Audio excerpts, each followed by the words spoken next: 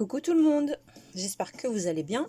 Aujourd'hui, je vous propose ce joli tapis pour pouvoir poser la main quand on est sur son ordinateur et pour pas avoir mal au poignet, ici. Donc c'est moelleux et ça repose vraiment le poignet, très facile à faire. Donc je vais vous montrer tout ça. À tout de suite. Alors, on va commencer par prendre un crochet. Donc moi je prends un numéro 3,5, je ne sais pas si vous voyez bien. On va monter 5 mailles en l'air, comme ceci, et on va unir à la première en faisant une maille coulée.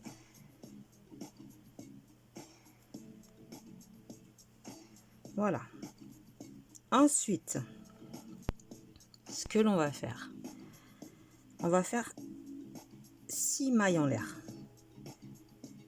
1, 2, 3, 4, 5, 6. C'est l'équivalent de la première triple bride. Et dans le cercle, nous allons faire au total 17 triples brides, plus les 6 mailles en l'air, ça en fera 18. Donc une triple bride, c'est 3 jetés sur le crochet. On rentre dans le cercle, on ramène le fil et on sort les boucles 2 par 2. Un jeté, 2 par 2, un jeté, 2 par 2, un jeté, les deux dernières. Donc là, nous en avons 2. 3 jetés sur le crochet, on rentre dans le cercle, un jeté 2 par 2, un autre jeté 2 par 2, un jeté 2 par 2, un jeté, les deux dernières. Donc vous faites comme ça, jusqu'à en avoir 18 au total, y compris les 6 mailles en l'air du début. Donc finalement, vous n'en faites que 17. Et on se retrouve. Voilà, donc j'ai terminé mes 18 triples brides. Maintenant, ce que je vais venir faire, c'est unir à la 6e maille en l'air du début en faisant une maille coulée. Voilà. Ensuite, on va faire 2 mailles en l'air. C'est l'équivalent d'une bride non terminée. À côté, on fait une bride non finie. Donc ça nous en fait 2. Et on ferme les deux ensemble. À côté, une bride non finie, la maille d'à côté, une bride non finie.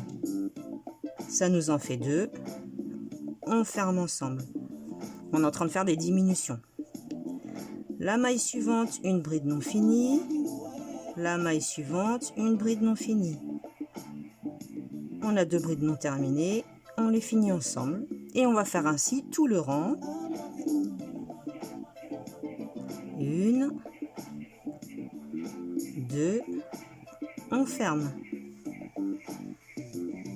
Vous voyez, ça commence déjà à se former. 1, 2, et on ferme ensemble. Donc vous finissez comme ça tout le rang et on se retrouve. Voilà, une fois que vous êtes arrivé à la fin de toutes vos brides, vous allez faire une maille coulée sur la 2e maille en l'air du départ.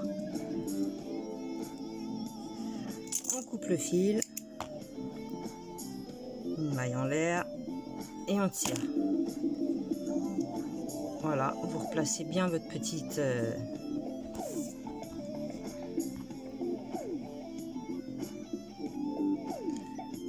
C'est rapide, c'est vite fait. Alors les fils, tout dépend ce que vous allez en faire.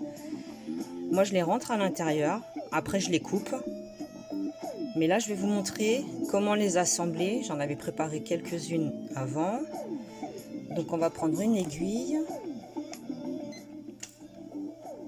Alors, vous pouvez soit faire avec du fil très très fin, du fil invisible, ou soit faire avec de la laine. C'est vous qui voyez. Ici je l'ai fait avec de la laine. On ne voit pas. Derrière ça donne ceci. C'est comme vous décidez.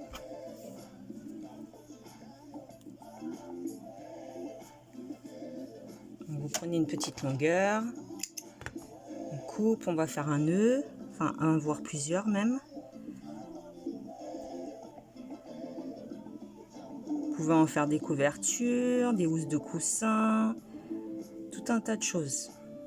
C'est très moelleux.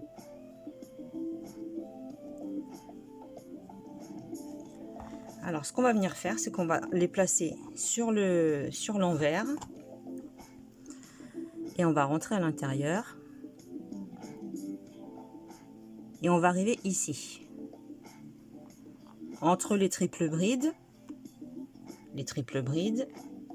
et les demi-brides. Voilà. Vous prenez votre deuxième et pareil, vous l'insérez ici entre les demi-brides et les triples brides. Tout simple. Vous allez dans le point d'à côté.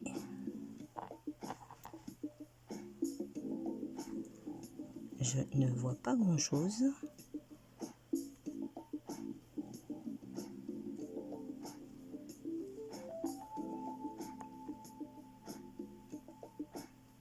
Et vous faites pareil.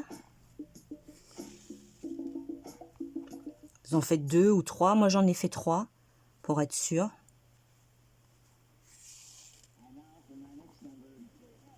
Voilà, vous tirez, mais pas trop pour garder la tenue du... Vous voyez, là, j'ai trop tiré. C'est pas grave, on réajuste un petit peu. Et voilà, et vous faites comme ça tout le long. Quand ça tourne, et ben, à ce compte-là, vous revenez avec votre aiguille et vous passez au centre. Et vous obtiendrez un joli tapis de souris permettant de bien reposer le poignet. Donc j'espère que ce tuto vous aura plu et je vous dis à la prochaine. Salut, salut!